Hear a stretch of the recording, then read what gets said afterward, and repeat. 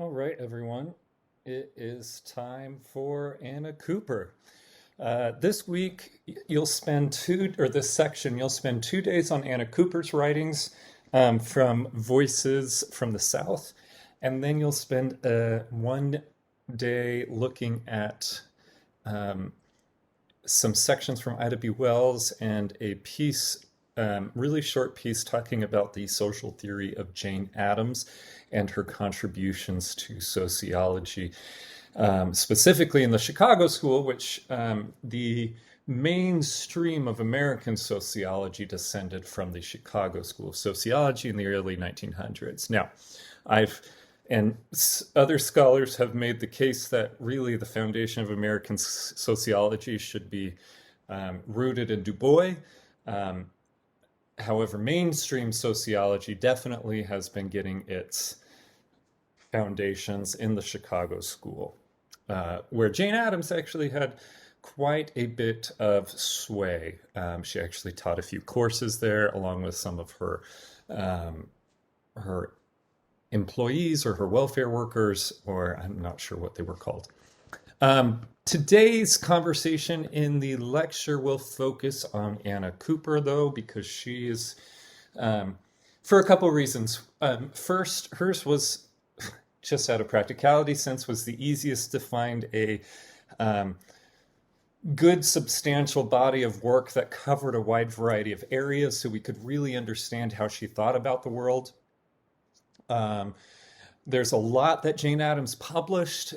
Most of it has been bits and snippets here and there, and it was a little harder to find a good and free compilation of her works to pick and choose from. Um, Second, I chose her over Ida B. Wells. I was thinking of making Wells um, the fixture for this week, the main character, if you will, but Wells was not technically a sociologist. She was a investigative journalist, a fantastic one, and she really did some impressive empirical work. But uh, it's not as much as she provided a coherent theory about the social world. I argue that she does uncover a really important aspect of the social world, which is uncovering moral panics and how they can lead to disastrous outcomes, um, and how power is manipulated. But it wasn't a, it was hard to just, and maybe this is, elitist of me that I was unable to find her social theory or that I privilege a social theory, but this is a theory course. So I wanted to really hone in on Anna Cooper instead, and on her work in the Voices from the South. So Anna Cooper is an American sociologist, educator, and activist. She actually got her master's in mathematics, so she is very astute in both um, the like abstract number sciences as well as the social science. She worked with Ida B. Wells and Du Bois in various spaces, and in largely because she started out as an educator, she really worked with Du Bois in pushing against Booker T. Washington's model of education for Black Americans. He wanted to push for trade, only allowing or only focusing Black Americans' education on trade and on employment, whereas both Du Bois and Cooper wanted Black Americans to participate in the full breadth and possibility of education, including a liberal arts education, um, technical skills, philosophy, the humanities, etc. She was a principal of school, she was a professor, and at the age of 56, she started her PhD and she finished it in Paris at the age of 65. She started at Columbia. So her research widely focused on slavery, and the evolution of societies before and after slavery. And then, as we'll see here, she really focused on what it means, what it means to be Black, what it means to be a woman or a man, what it means to be at this intersection. And a lot of scholars have called her the mother of Black feminism. And when we get to Patricia Collins later on in the course, we'll see a lot of similar themes that really showcase how bright and astute Anna Cooper was for this time. You will also see, and I didn't include this in the presentation simply for time's sake, you'll also see a lot of the, how to put this, stereotypes of non-Western nations and cultures in Anna Cooper's writing, which was typical of that time.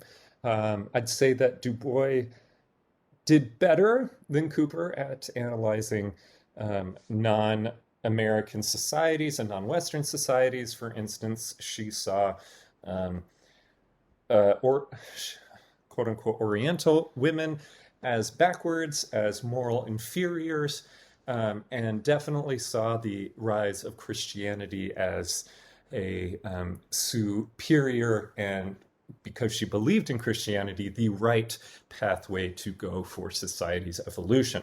So there's a bunch to appreciate with Cooper. There's also a bunch to kind of tilt your head at and wonder, how would Anna Cooper talk today with the updated research, the updated conceptions of society, and how would she, as a scholar and activist, really go forth?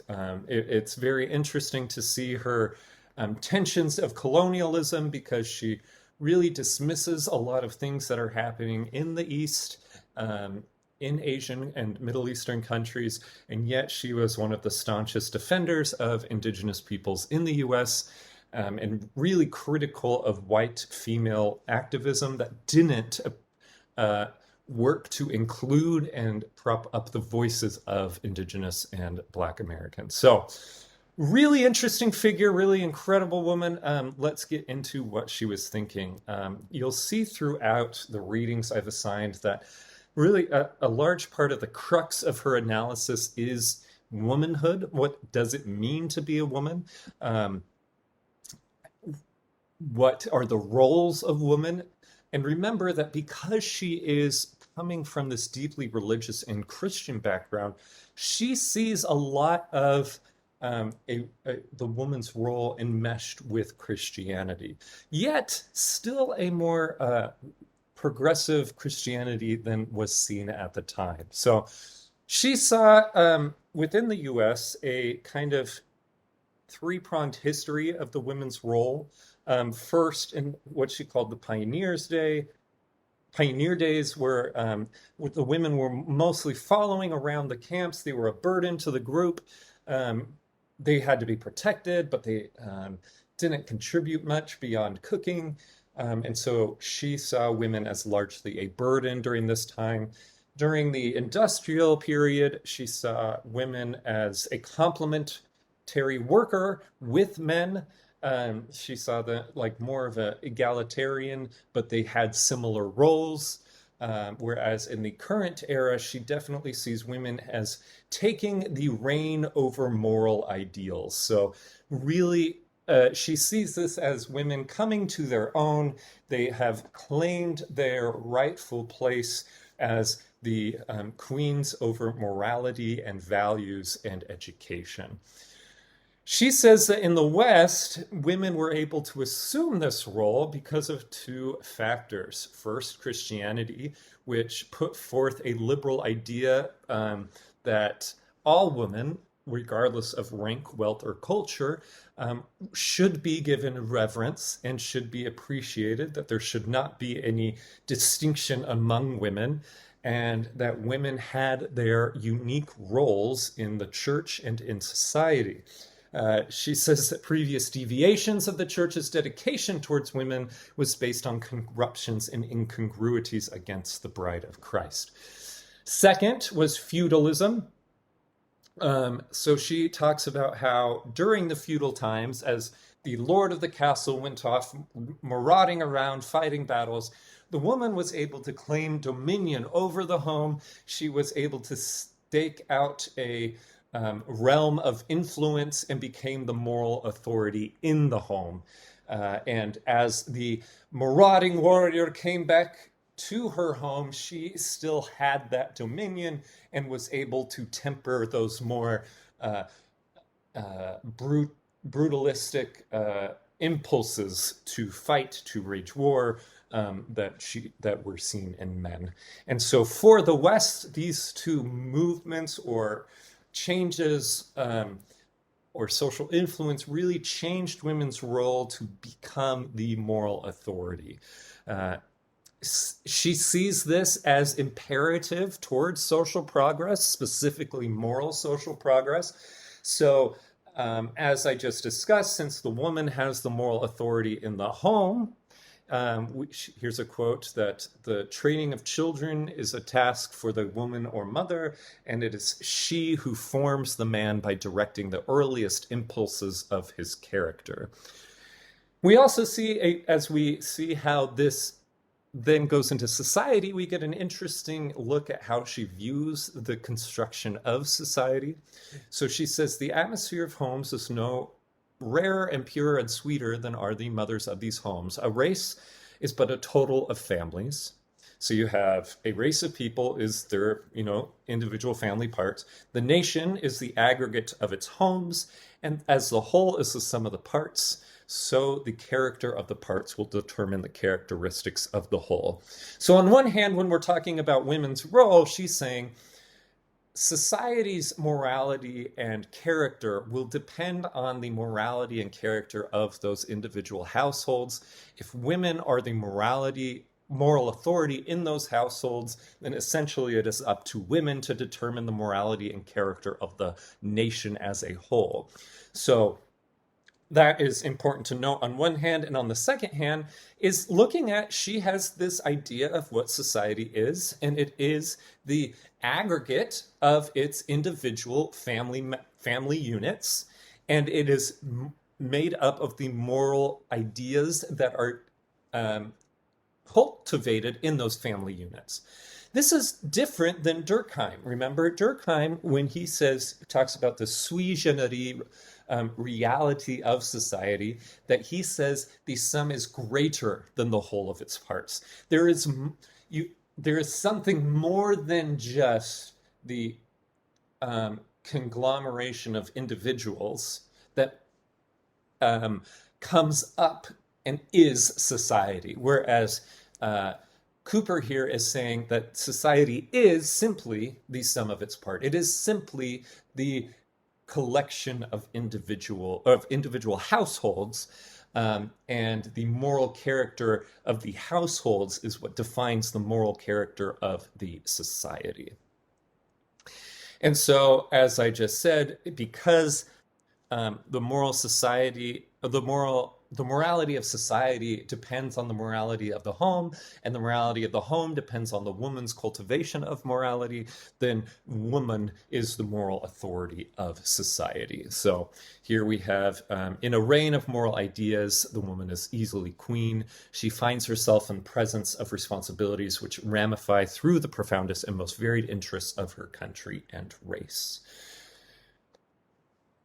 Another important aspect of Cooper's analysis is that there is something unique about women because they have been shut out of the civil and political sphere, that they are able to see a certain kind of viewpoint and truth. So in this first quote, she is saying that women are more aptly able to understand and advocate for the voices of those who are impoverished or marginalized. Her cause is linked with that of every agony that has been done, every wrong that needs a voice. She says, but it is no fault of man's that he has not been able to see truth from her standpoint, but that men have been in the way. But in any case, his work, even men's work, is only impoverished by her remaining dumb. Then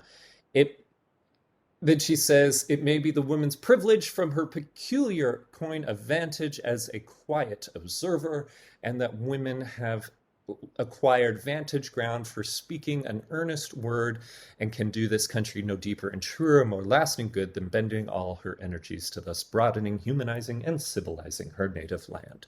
So there is, it is hard to determine sometimes for Cooper how much of her description of women's role or essence is based on society's expectations, from society's position that the woman has found herself in, or whether it is, innate to femininity, whether it is a divine calling by God. So it will be interesting to see you grapple with this.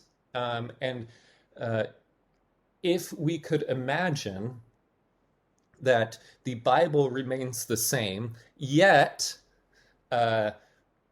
women had equal power and authority through all time, would women have the same standpoint today in Cooper's mind? So is it a inherent feminine trait? Is there something unique about women, regardless of power and privilege? Or is it something that God has granted them, so it's some divine role? Or is it by virtue of their marginalized place that they have developed this standpoint? So is it more like Du Bois's description of the veil, where people who are on the other side of the veil, on the marginalized side of the veil, are able to see more critically? Or is it something more akin to gender norms and roles, or innate gender differences? So that will be something for you to tease out and wonder. Based on these quotes here, it seems that it is more of a social position that she happened to be in, and that any marginalized voice would be able to have a standpoint that showcases truth in a way that the people in power would not be able to. So if this is for women, then what is it for men? As we just read, it is no fault of man's that he is not able to see truth from her standpoint. And she says that men are not perhaps to blame if they see everything colored by the light of those agitations in the midst of which they live and have their being. So again, for me, this points to her analysis that gender, the ability for each gender to see something different in society, is based on the societal positions of those genders rather than an innately gendered ability. She does hint various times that there is something more a more physical urge in men. So she often will say that the men's kingdom is the physical, the women's kingdom is the moral or character. Again, as she talked about feudalism, she talked about how men had the warrior spirit, those natural urges to fight, and that women were the ones who domesticated man. So while she focuses on women, taking those passive comments about men, it would be interesting to see if anyone wants to kind of tease together a theory of what it means to be a man in Cooper's analysis. Again, is that simply social positioning that has led men to be more physical, more driven to war, more agitable, or is that social positioning? Now, probably what most people derive from Cooper is, again, that she is the mother of Black feminism, recognizing the inherent intersection of race and gender. I didn't have you read this piece for the first two quotes. It's the woman versus the Indian essay. It's very long, incredible stuff, but we didn't have time for it. In it, she remarks about when she gets off the train, she sees two dingy little rooms with 4 ladies swinging over one and 4 colored people over the other, while wondering under which head I come. Am I a woman or am I Black? She also notes how often she sees as she's traveling the country educating or speaking, she sees bellhops and conductors help white women into the train, but when she comes up, they will turn around and fold their arms as if she wasn't there. So this whole idea of is similar to Sojourner's Truth's question of, am I a woman? If you say that chivalry leads you to help women, but you don't help Black women, what does that mean about me? And so this is her attempt to really start to say, wait a minute, there is something incoherent about the way you are setting up gender and race. She tells this story in the essay on the woman and the Indian. She says that a secretary in a women's club, which is called Wimodasis, which is a women's club, and the name was derived from the beginning of the words wives, mothers, daughters, and sisters, Wimodasis. I don't know if that's how you say it, but a secretary in that club denied a Black woman the ability to take a typesetting course. Cooper says that this secretary must feel that she belongs to that estimable class who daily thank the Lord that he made the earth that they may have the job of superintending its rotations. Quite intently mocking this. And she says, she kind of teases a white feminism that it is of people who would really like to help elevate the colored race in her own way, of course, and as long as they understand their places, yet is filled with grief and horror that any persons of Negro extraction should aspire to learn typewriting or languages, or to enjoy any other advantages offered in a women's culture club. Indeed, she had not calculated that there were any wives, mothers, daughters, and sisters except white ones, and she is really convinced that Wimodasis would be better written as why Wimodasis, and then it would just mean white mothers, daughters, and sisters. So why Wimodasis? I have here showing how Cooper wrote it out as the beginning of the words white wives, mothers, daughters, and sisters. So again, it's this questioning of where does a Black woman fit? She writes in one of the pieces you read, the colored woman of today occupies a unique position. Her status seems one of the least ascertainable and definitive of all the forces. She is confronted by both a woman question and a race question, and is as yet an unknown or an unacknowledged factor in both. And then she pivots to a really focusing on that there is not just something unique about a woman's standpoint, but doubly unique about a Black woman's standpoint. So she opens this book where she says, not many more can sensibly realize and more accurately tell the weight and the fret of the long dull pain of, American society than the open-eyed but hitherto voiceless Black woman of society. To be a woman of the Negro race in America, she writes in a later essay, and to be able to grasp the deep significance of the possibilities of the crisis is to have a heritage unique in the ages. So there is something unique about being a Black woman because you are so marginalized that you are able to see better and more astutely about how to fix, quote unquote, the problem. And she actually puts this as a heavy burden on Black women. What a responsibility then to have the sole management of the primal lights and shadows. Such is the colored woman's office. That is a famous phrase from Cooper, the colored woman's office, and it is explaining that the African American race, so to speak, which she does not go into as much as Du Bois as investigating it as a cultural phenomenon rather than a inherent value, but she still talks about how she is connected to the community and the race. But she says the African American race is young, and it has all of its achievements and glorious days before it, like ahead of it. So there is nothing, as you could imagine, she was born in slavery. She is saying After slavery, there is nowhere to go but up. And with this, there, because women are the moral authority of the home and the drivers of education, it is the black woman's position to guide the race to a glorious new future. And that's the colored woman's office, is to lead the African American race into its best days.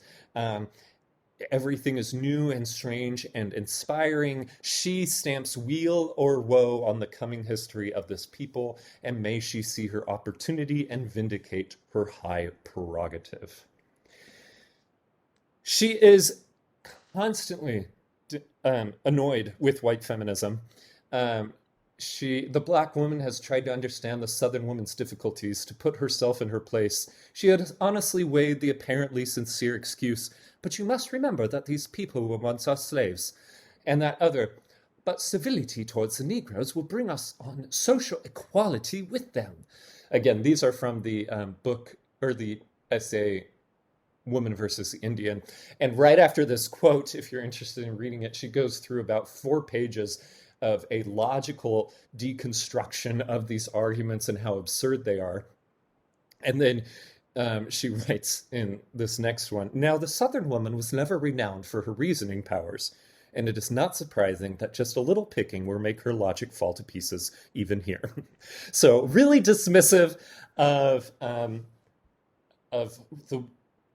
mainstream feminist movement, which was white feminism. She has a lot in common with Ida B. Wells in that regard.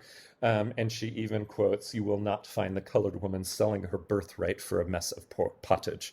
This is an analogy, or there's a specific word for when you're referencing a biblical text. But this is a specific reference to Esau, who sold his birthright for some porridge, and she is saying the colored woman would never do that. And so what does this intersectionality mean about black men? On 2 hands, she says first that black men have not understood, or not black men, that the American public has not understood black men's personality, and this has been the reason for why they have miscalculated the promise of black folk, is that they have not respected his manhood. So there's definitely an evidence of how power has attacked the gendered masculinity of black men, and also in terms of how capitalism has employed them. So when colored persons have been employed, it was too often as machines or as mannequins. And then she says, on the other hand, that black women have to deal with a black man who is less inclined to listen to her opinions or to protect her and exalt her up. And so she says, the colored woman too often finds herself hampered and shamed by a less liberal sentiment and a more conservative attitude on the part of those whose opinion she cares most, which is black men. The average men of our race is less frequently willing to admit the actual need among the sturdier forces of the world for women's help or influence. Now, she does, again, similarly to what she said in the past, she says, I cannot blame it upon black men for how they, their position or their outlook or the response, because they had been acting within the social world of which, and that has influenced them in that regard. So she's not necessarily blaming, she is just focusing on how there has been something more restrictive about black men's willingness to allow black women to take the role of the moral authority and as a partner in shaping society's future. So let's look at what how she understands society, and specifically how she imagines society progressing. Returning to that quote on the atmosphere of homes, and a race is but a total of families, and the nation, the aggregate of its home, and the whole is the sum of all of its parts. I really think this is the best way of approaching Cooper's understanding of society, that what is a society is the morality of a collection of families, and that morality is determined upon the morality of the families. Um, when we look at, and so that is one part. What we'll see in the next slide is that there's actually a far more, I guess I shouldn't say more sociological, but less rooted in morality, a way of looking at society as well. So she has kind of a duality in terms of how she's, excuse me, how she views society, specifically in the current moment. So she's really disgusted with how society is currently operating. She says that there is a desire for quick returns and large profits, tempting capital oftentimes into unsanitary, inhuman investments, rich coffers coining out of the lifeblood of human bodies and souls. So this is very reminiscent of Du Bois and Marx, this disdain for how corporations and companies are coming in and really just lining their pockets off of the bodies and souls of other humans. However, at the same time, she sees a necessity for conflict in society. And she argues that society is a mess of conflict, and the right kind of conflict is the lifeblood of a society. So she writes, progressive peace in a nation is the result of conflict. Conflict that is healthy, stimulating, and progressive is produced through the coexistence of radically opposing or racially different elements. This is going to be, in a way, similar to Marx and Hegel's dialectic. Cooper's is less materialistic than Marx's, but if you remember, the dialectic is as new ideas or new material conditions come through, there is a conflict which reaches people to a different standard of living, and eventually they will reach a utopia. So she sees something similar in that conflict is necessary to produce a healthy society that progresses. She pulls from a author named Guizot, I'm assuming he's French, who argued that civilizations that only had one principle of civilization, so one ideal or even one race, would always lead to stagnation or death. So she concluded a law. So she, when she says this law holds good in sociology, as you'll remember from reading, she explains that in the air, like in air, you have an equilibrium of contrasting and conflicting gases. Water, you have oxygen on one hand, which is combustible, hydrogen, which is combustible, plus oxygen, and you have this merging of these conflicting forces which create the life that, or the water that we need to live. And she says that this law of the necessity of conflict holds good in sociology, that equilibrium is the condition of natural harmony, of permanent progress, and of universal freedom. So here we see something akin to a functionalism for conflict, that there is a necessity of conflict in addressing or in progressing. So it's not the functionalism of Durkheim, where he sees that that social facts are always functional for the current society to perpetuate itself and to survive. She sees functional as that this issue of conflict is functional more along the lines of Marx and Hegel, in that conflict breeds progress. It exposes the problems and leads to solutions. Again, talking about the flip side of this, exclusiveness and selfishness in a family, community, or nation is suicidal to progress. One race predominance means death. Resolve to keep out foreigners, and you keep out progress.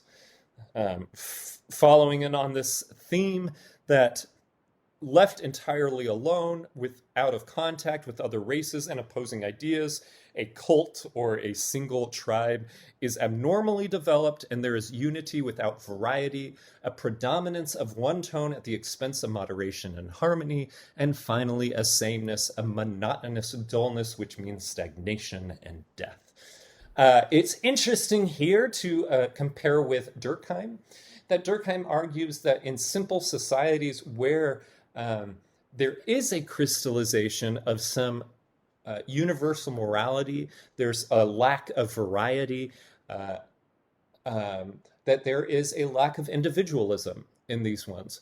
He usually talks about how these mechanical societies will progress to organic societies that I flipped those.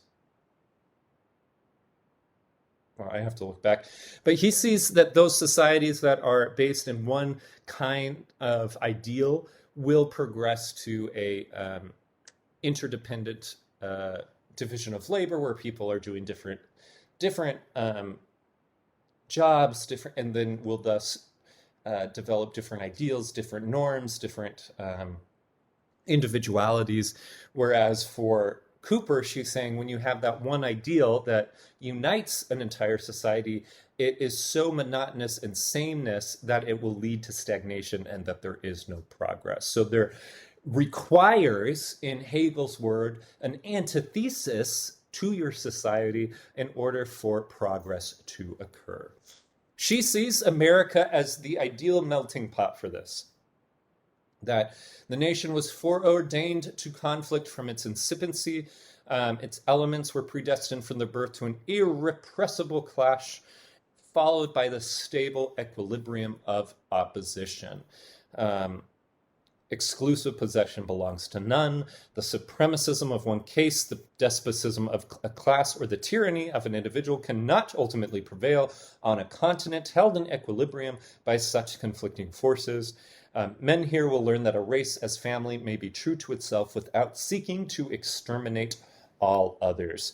Be interested to hear your thoughts as to how Cooper would analyze the current political and social situation in the U.S., also the history of civil rights movements in general. But she sees in the U.S. a beautiful experiment, as Tocqueville would say, in which so many different races and ideas are meshed together, and that it's the perfect breeding ground for an ever-continuing conflict of peace, in which conflict, we will never, as an American people, in Cooper's view, be stagnant. We will always be growing.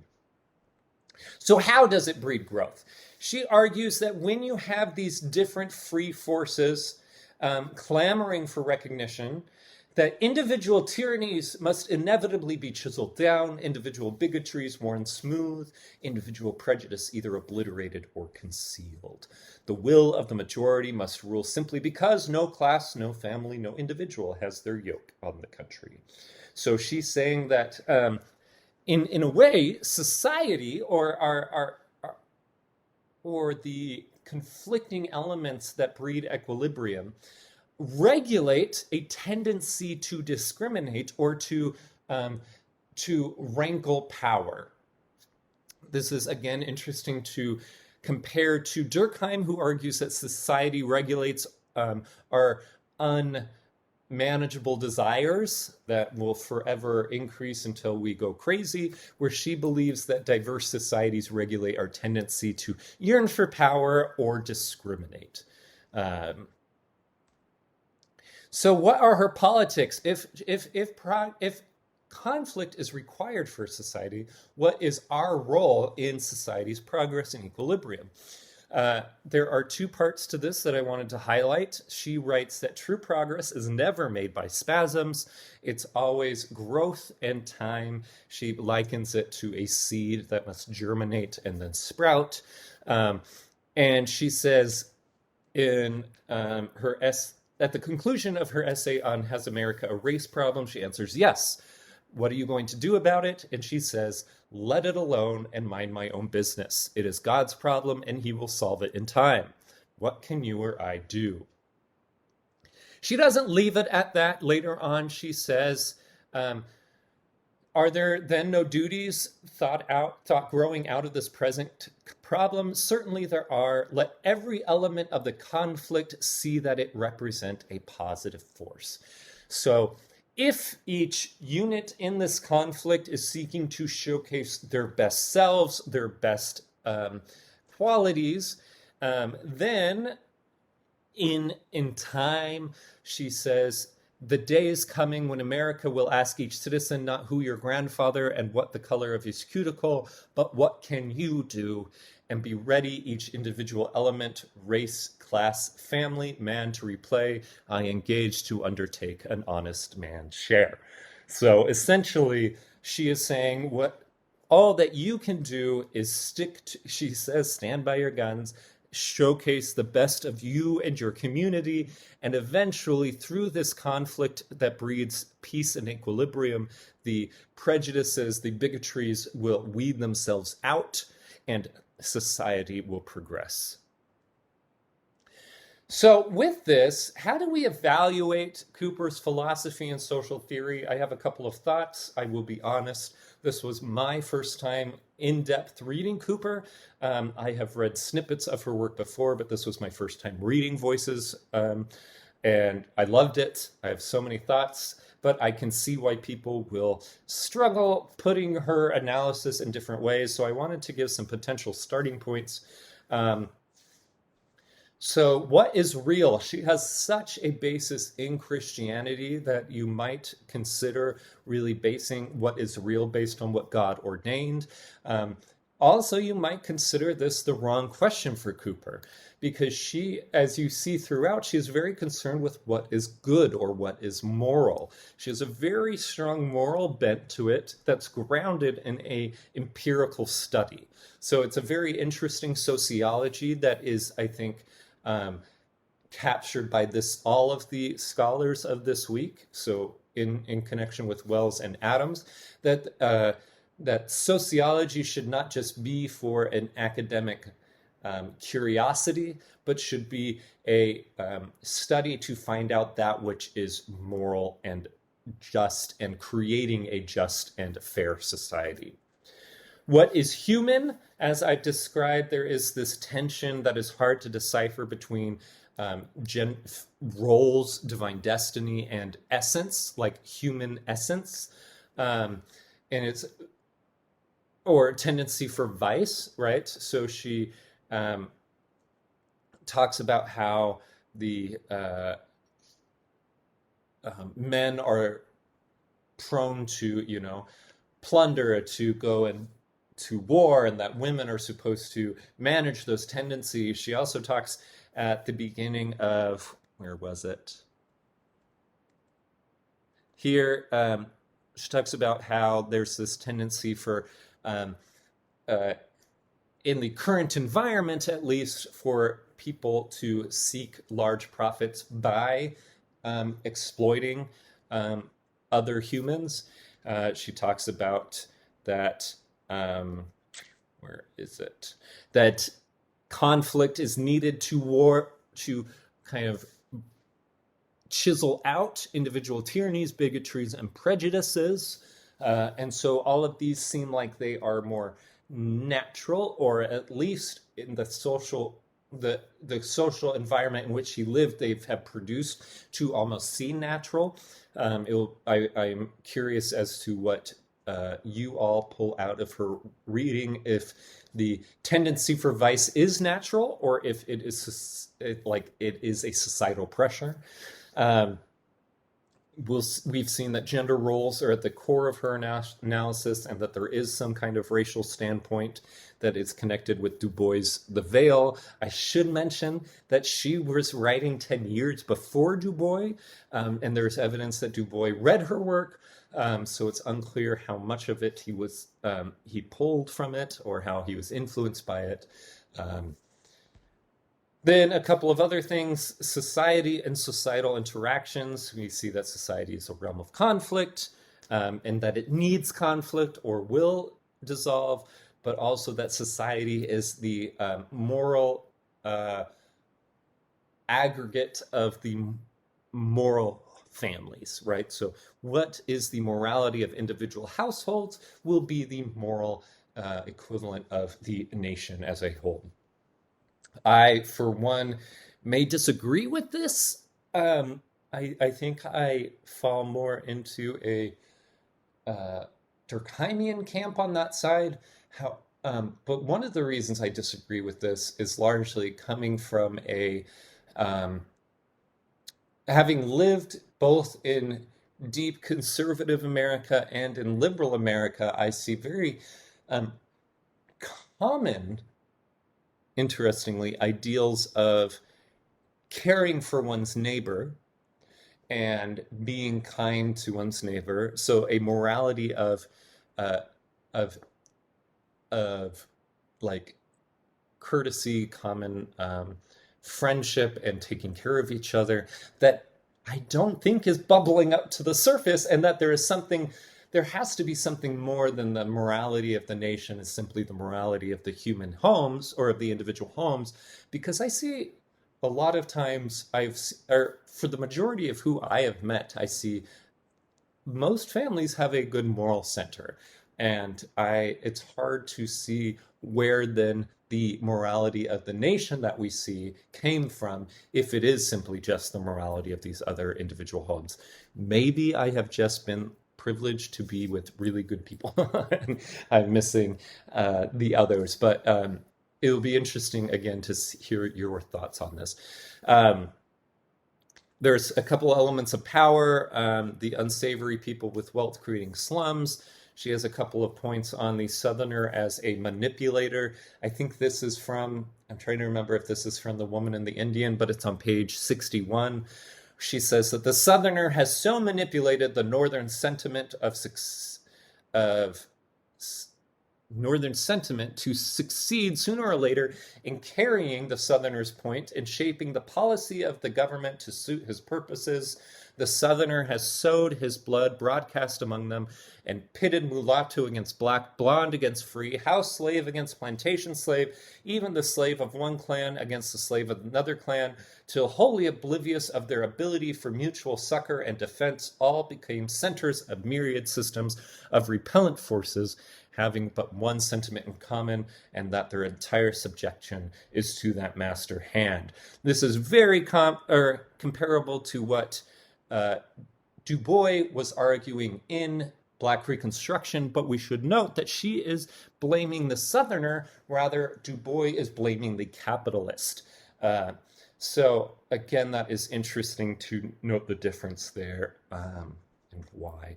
She also places some unique power in a person's like fulfilling one's purpose and being the best that they can be, as I quoted before. Stand by your gun, let every element of the conflict see that it represents a positive force. Be ready, each race, each class, each family, to say, I engage to undertake an honest man's share, right? So that there is some power in staying true to one's like righteous elements and dignity, and eventually that will change society by easing out these unsavory elements that exist in society. So I'm really curious to see what you all pull from Cooper. Again, we're not going to go over Adams or Wells. Those two aren't in the quiz either, but I did want to expose you to their readings. That's why I assigned them for this week. If in your Choose Your Own Theorist essays you want to compare Wells and Adams with a theorist of your choice, please do. But I will only be looking in terms of like the study group worksheet and the quiz. I will only be testing you on Cooper. Okay, let me know if you have any questions. I hope you enjoyed Cooper as much as I do, and I'm excited to see what you all find. Thank you so much, and have a great week.